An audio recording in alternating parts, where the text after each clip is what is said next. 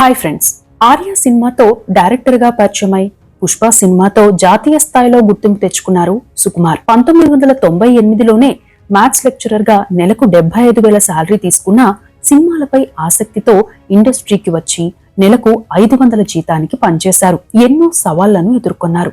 అల్లు అర్జున్ హీరోగా వచ్చిన ఆర్య సినిమాతో డైరెక్టర్ గా మారారు. ఆ సినిమా సుకుమార్ తో పాటు అల్లు అర్జున్ కెరీర్ ని కూడా మలుపు తిప్పింది. ఆర్య సినిమా వచ్చి 20 ఏళ్లు పూర్తవుతోంది.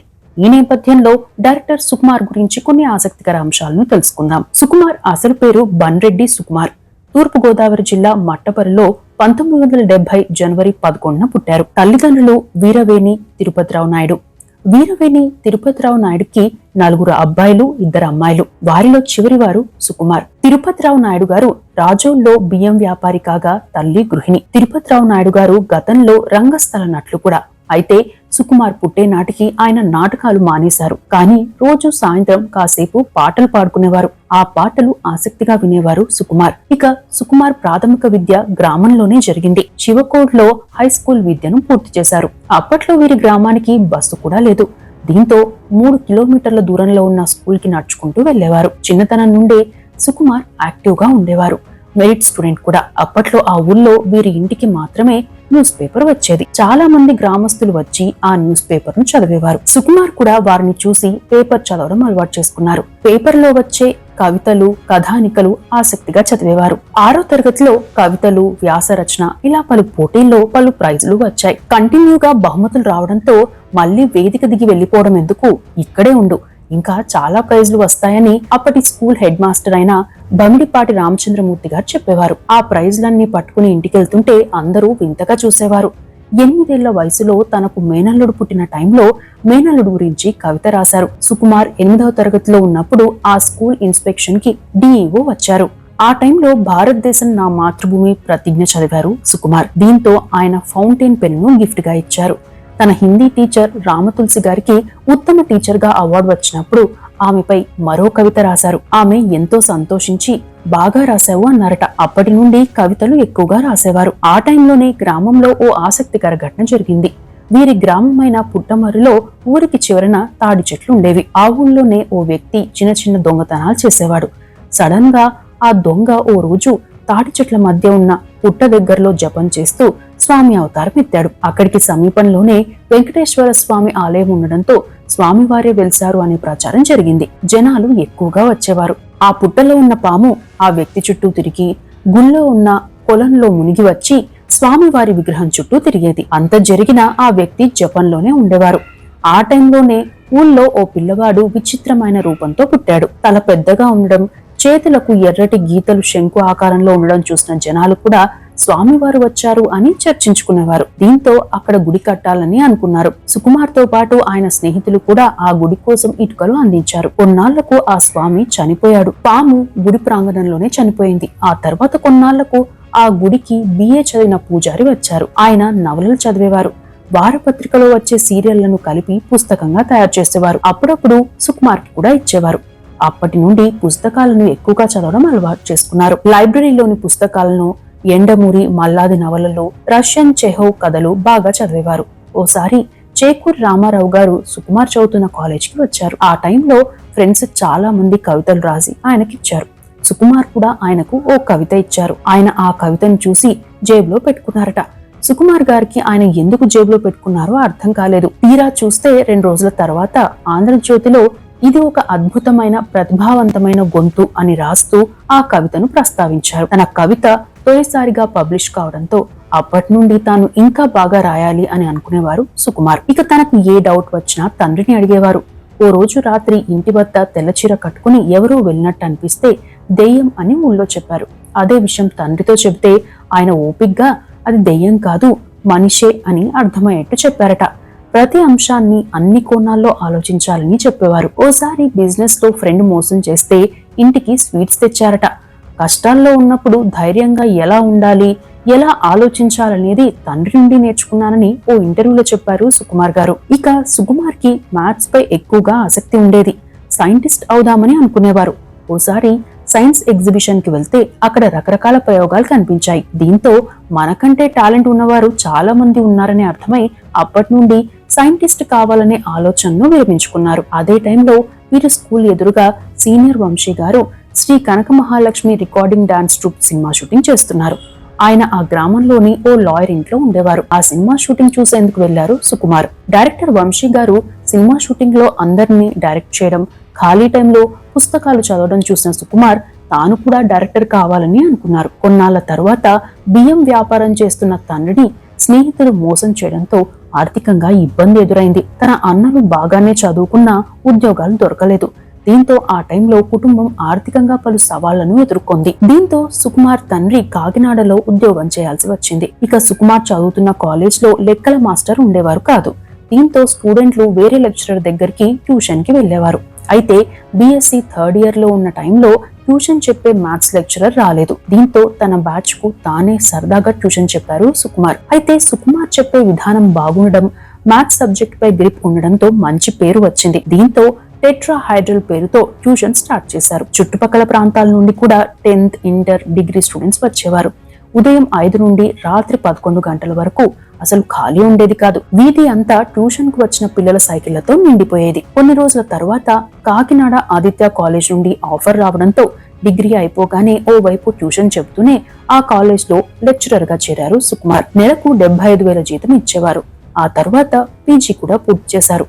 అప్పట్లో మ్యాథ్స్ లెక్చరర్ సుకుమార్ అనే పేరు బాగా పాపులర్ అయింది. తనకు జీతం బాగానే వస్తుందని, ఇక బియ్యం వ్యాపారం చేసి ఆరోగ్యం పాడు చేసుకోవద్దని తండ్రికి చెప్పి వ్యాపారాన్ని మాన్పించారు. అయితే ఉద్యోగం చేస్తున్నా పేరు ప్రఖ్యాతలు సంపాదన బాగానే ఉన్నా ఏదో తెలియని వెళ్తే అనిపించేది. అప్పటికే డైరెక్టర్ కావాలనే కోరిక ఉండడం కూడా అందుకు కారణం. ఆ టైంలో ఈవీవి గారు పత్రికల్లో కథకు 10 లక్షలు అనే ప్రకటన ఇచ్చారు. తనకు అప్పటికి సంపాదన బాగానే ఉన్నా తనకు నచ్చిన రంగంలోకి వెళ్లడంతో పాటు ఆ 10 లక్షలు దక్కించుకుంటే కుటుంబం ఆర్థిక పరిస్థితుల నుండి గట్టెక్కుతుంది అనే ఆలోచన వచ్చింది. దీంతో ఓ రోజు తండ్రితో తాను సినిమాల్లోకి వెళ్తాను అని చెప్పారు. సుకుమార్ పై నమ్మకం ఉన్న తండ్రి వెంటనే ఒప్పుకున్నారు. అయితే కుటుంబ ఆర్థిక పరిస్థితి నేపథ్యంలో ఆయన మళ్లీ వ్యాపారం స్టార్ట్ చేయాల్సి వచ్చింది. ఇక తన కెమిస్ట్రీ లెక్చరర్ రామ్మోహన్ రెడ్డి గారు మాట్లాడుతూ, నువ్వు వెళ్లి సినిమాల్లో ట్రై చేయి, ఒకవేళ వర్కౌట్ కాకపోతే మళ్లీ వచ్చి కాలేజ్ లో జాబ్ చేయవచ్చు అని మోరల్ సపోర్ట్ ఇవ్వడంతో ధైర్యంగా హైదరాబాద్ వెళ్లేందుకు సిద్ధమయ్యారు. ఇక సుకుమార్ గారు హైదరాబాద్ కు వెళ్తున్నారని తెలిసిన ఓ స్టూడెంట్ వచ్చి గతంలో తమకు చెప్పిన రవికుమార్ అనే లెక్చరర్ హైదరాబాద్ లోనే ఉంటున్నారని గుర్తు చేయడంతో ఆయనను కాంటాక్ట్ అయి హైదరాబాద్ వచ్చి ఆయనతో ఉన్నారు. అప్పట్లో ఆయనే సుకుమార్ కి ఖర్చుల కోసం నెలకు 3,000 ఇచ్చేవారట. అయితే హైదరాబాద్ వచ్చిన సుకుమార్ కి సినిమాల కోసం ఎవరిని అప్రోచ్ కావాలో అర్థమయ్యేది కాదు. దీంతో తన అన్నయ్య ఫ్రెండ్ సత్యబాబు అనే జర్నలిస్ట్ ని కలిశారు. పలుమార్లు తమకు సినిమా వాళ్ళతో పరిచయం కావాలని అడిగారు. చాలా రోజుల పాటు అడిగితే చివరికి ఆయన నాగబాబు గారి వద్దకు తీసుకెళ్లి పరిచయం చేశారు. అప్పుడే నాగబాబు గారికి ఓ కథ చెప్పారు సుకుమార్ గారు. ఆ కథ నాగబాబు గారికి నచ్చింది. వెల్కమ్ టు ఇండస్ట్రీ అని చెప్పిన నాగబాబు గారు సుబ్బారావు అనే వ్యక్తిని పరిచయం చేశారు. ఆయన ద్వారా ఆకుల శివ పరిచయం అయ్యారు. కొన్ని రోజుల తర్వాత తెలిసిన వారి ద్వారా జేఎంసీ పరాంజీని కలిశారు. తన కవితలు, రచనలు చూపెట్టడంతో పాటు సినిమాలకు సంబంధించి తనకు ఉన్న ఆలోచనలు చెప్పడంతో ఆయనకు అది బాగా నచ్చి అసిస్టెంట్ డైరెక్టర్ గా చేర్చుకున్నారు. ఆ టైంలో బావగారు బాగున్నారా సినిమా నడుస్తోంది.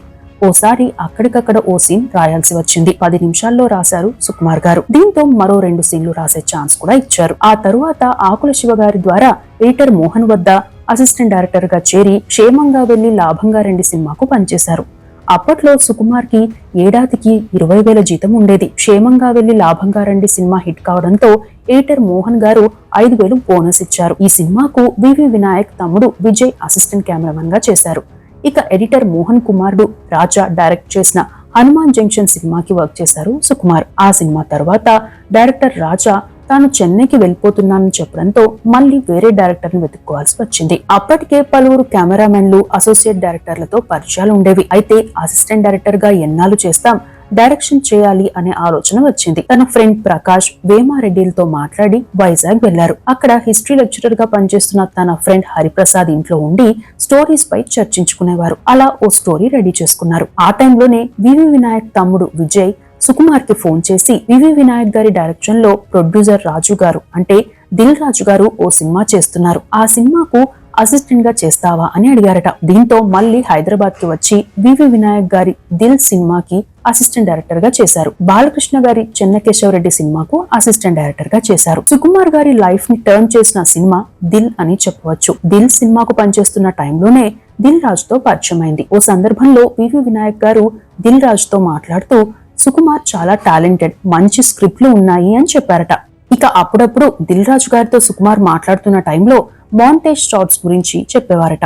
దీంతో దిల్ రాజు గారికి సుకుమార్ టాలెంట్ గురించి తెలిసి ఈ సినిమా హిట్ అయితే నీకు సినిమా ఛాన్స్ ఇస్తాను అని చెప్పారట. దిల్ సినిమా హిట్ కావడంతో దిల్ రాజు గారు సుకుమార్ ని పిలిపించి ఓ సినిమా ఉంది, నువ్వు డైరెక్ట్ చేయాలి, ఆఫీస్ కి వస్తే మాట్లాడదాం అన్నారట. తీరా సుకుమార్ అక్కడికి వెళ్ళాక తమిళ, మలయాళంలో వచ్చిన విక్రమ్ నటించిన సినిమా బాగుంది, మనం రీమేక్ చేద్దాము అన్నారు దిల్ రాజు. అయితే తాను రీమేక్లు చేయనని డైరెక్ట్ గా మంచి సినిమానే చేస్తానని చెప్పి తన వద్ద ఉన్న ఓ స్టోరీని చెప్పారు సుకుమార్. అప్పుడే సుకుమార్ గారి మెంటాలిటీ దిల్ రాజు గారికి అర్థమైంది. అక్కడే ఉన్న మరో అసిస్టెంట్ డైరెక్టర్ ఒక ఆయన సుకుమార్ తో అలా డైరెక్ట్ గా చెబుతారా, ఇప్పుడిప్పుడే కెరీర్ స్టార్ట్ చేస్తున్నావు, కేర్ఫుల్ అని చెప్పారట. అయినా తన కథపై తనకు నమ్మకం ఉందని చెప్పిన సుకుమార్ గారు ఆ మాటలను లైట్ గా తీసుకున్నారు. ఇక సుకుమార్ చెప్పిన ఆ స్టోరీ దిల్ రాజుకి నచ్చినా కమర్షియల్ గా హిట్ కాదేమో అనడంతో సుకుమార్ చాలా డిసప్పాయింట్ అయ్యారు. మరుసటి రోజు మరోసారి దిల్ రాజు ఆఫీస్ కి వెళ్లారు సుకుమార్. అప్పటికి అక్కడ దిల్ రాజు గారు, సురేందర్ రెడ్డి గారు, చందు ఇలా చాలా మంది కూర్చొని నవ్వుకుంటున్నారట. విషయం ఏంటని అడిగితే, సుక్కు నువ్వు చెప్పిన స్టోరీ వీరికి చెబితే చాలా ఎక్సైట్ అవుతున్నారు, సినిమా వర్కౌట్ అయ్యేట్టు ఉంది అనడంతో సుకుమార్ చాలా రిలీఫ్ గా ఫీల్ అయ్యారు. అదే ఆర్య సినిమా. ఈ సినిమా స్టోరీని ముందుగా నితిన్ కి, రవితేజకు, ప్రభాస్ గారికి చెబితే తాము ఆ పాత్రకు సెట్ కాము అని ఒప్పుకోలేదు. దీంతో ఓ కార్యక్రమంలో అల్లు అర్జున్ గారు డిఫరెంట్ లుక్ లో కనిపించడంతో ఆయన సెట్ అవుతాడు అనుకున్నారు. అల్లు అర్జున్ గారిని కలిసి కథ చెప్పారు. సినిమా ఓకే అయింది. 2004లో వచ్చిన ఈ సినిమా హిట్ అయింది. 4 కోట్ల బడ్జెట్ తో తీసిన ఈ సినిమా 30 కోట్లు వసూలు చేసింది. బెంగాలీ, ఒడియా, తమిళం, సింహళంలో రీమేక్ అయింది. తన మొదటి సినిమాతోనే సక్సెస్ అందుకున్నారు సుకుమార్. ఆ తరువాత అల్లు అర్జున్, సుకుమార్ కాంబినేషన్ లో మరో సినిమా చేద్దామని, స్టోరీ ఉంటే చెప్పాలని అన్నారు దిల్ రాజు. సుకుమార్ చెప్పిన స్టోరీ విని స్టోరీ బాగానే ఉన్నా కమర్షియల్ గా వర్కౌట్ కావాలంటే కొన్ని మార్పులు అవసరమని చెప్పారు దిల్ రాజు. దీంతో నా కథలోనే చేంజెస్ చెబుతారా అని హర్ట్ అయి బయటకు వచ్చేశారు సుకుమార్. 2 రోజుల్లో వేరే నిర్మాతను కలిసి సినిమా ప్లాన్ చేసి ఆ సినిమా షూటింగ్ పూజకి దిల్ రాజుని పిలిపించారు. అప్పటికే సుకుమార్ గారి మెంటాలిటీ తెలిసిన దిల్ రాజు గారు సుకుమార్ తో, ఏంటి ఈ పిచ్చి పని, నేను చేంజెస్ చెప్తే ఇలా చేస్తావా, జరిగిందేదో జరిగింది, సినిమా బాగా రావాలి అన్నారట. ఆ సినిమా జగడం పేరుతో వచ్చింది. అయితే కమర్షియల్ గా అంత సక్సెస్ కాలేదు. దీంతో తాను తీసిన సినిమాను అర్థం చేసుకునేంత స్థాయికి ప్రేక్షకులు ఎదగలేదని సెన్సేషనల్ స్టేట్మెంట్ ఇచ్చారు సుకుమార్. అప్పట్లో ఆ వ్యాఖ్యలు కూడా చర్చకు కారణమయ్యాయి. కారణం ఏదైనా కమర్షియల్ గా ఆ సినిమా ఫెయిల్ అయింది. ఆ తరువాత ఆర్య 2 వచ్చింది. ఆ సినిమా కూడా మిక్స్డ్ టాక్ తెచ్చుకుంది. సినిమాలు పెద్దగా ఆడకున్నా టెక్నికల్ ఎలిమెంట్స్, టేకింగ్ వాల్యూస్ బాగుండడంతో క్రియేటివ్ డైరెక్టర్ గా సుకుమార్ గారికి పేరు వచ్చింది. ఆ టైంలోనే గీతా ఆర్ట్స్ నుండి పిలుపు రావడంతో వరుణ్ సందేశ్, తమన్నా జంటగా ఓ సినిమాకు ప్లాన్ చేశారు. పలు కారణాలతో ఆ మూవీ లేట్ అయింది. కాస్ట్ అండ్ క్రూ కూడా మారింది.